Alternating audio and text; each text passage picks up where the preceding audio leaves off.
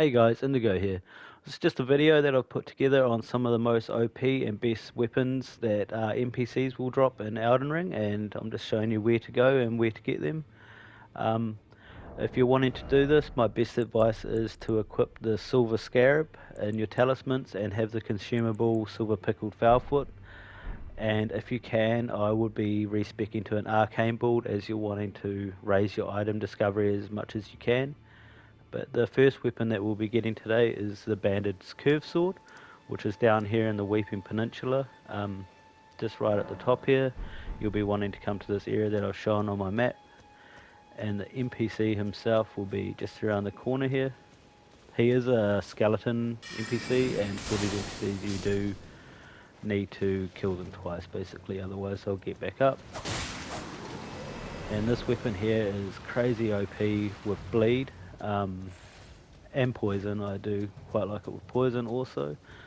And to reset the area, all I'm doing is coming back to the side of the grace and resetting the area, because a lot of these weapons are very rare and have a very rare drop rate, so you will not be getting them straight away. But the second weapon that we're going to be doing is the skeleton sickle, and it's kind of just like a Grim Reaper sickle, I guess, which is also a very overpowered strength weapon that I use with bleed as well. And what you want it to do is just come down a bit from the side of Grace here.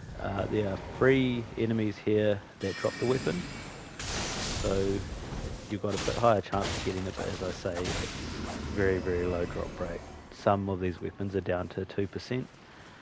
And like I say with these skeletons, just make sure you hit them twice.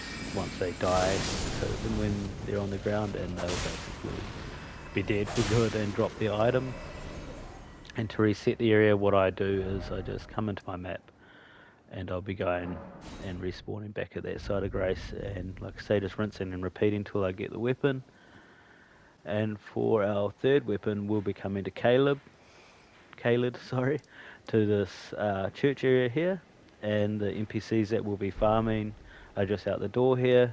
They're very close to the side of Grace, so you can get this weapon quite quick, and they do, for myself I found they dropped it quite quick, like I've farmed quite a few of these. And these are really good with black magic spells, I find, Ash of Wars, sorry I should say.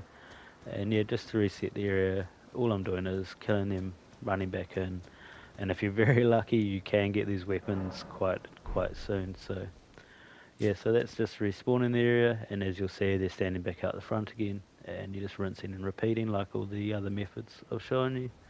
And for our fourth weapon is in the same area of Caelid, is just down in Rot Lake basically, and it's the Halo Sickle.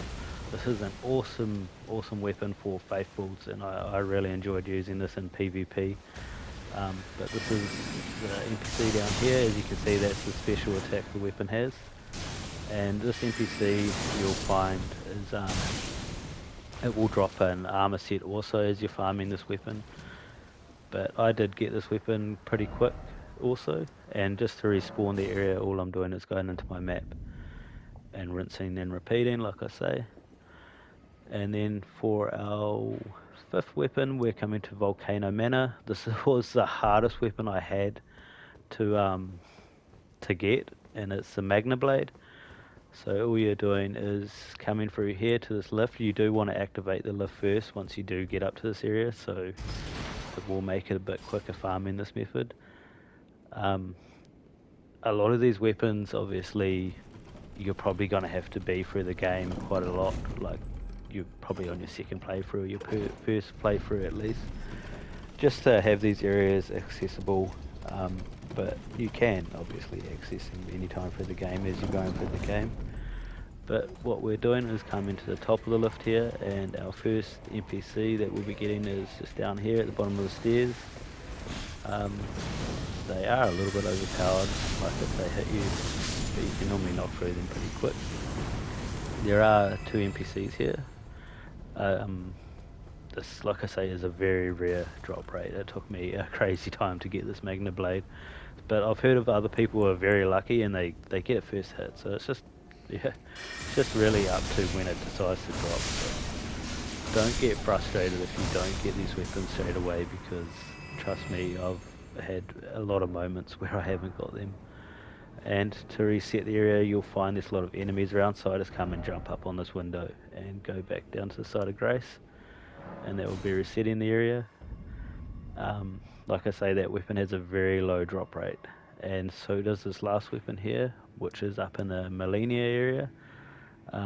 This is a very high level area, so just watch out. And these these NPCs here that will be farming crystals. So my best bet is, just how I did it was, I would just draw this middle one out, because the middle one is the one that will be dropping the crystal rot staff, and this staff also does rot damage, which is really cool, and it's quite, in my opinion, it's the best staff in the game, but that's just my opinion. But as you'll see here on the video, all I'm doing is drawing just him up. I do accidentally hit this other dude, like I target him when he's standing next to his mate, and that will bring his friend up with you. But these NPCs are really easy to kill if you're using blunt weapons, because they're crystal, and blunt weapons just destroy crystal NPCs quite easily. But yeah, that's the end of the video. I'm not going to kill this dude because I'm using magic, and he will just destroy me basically.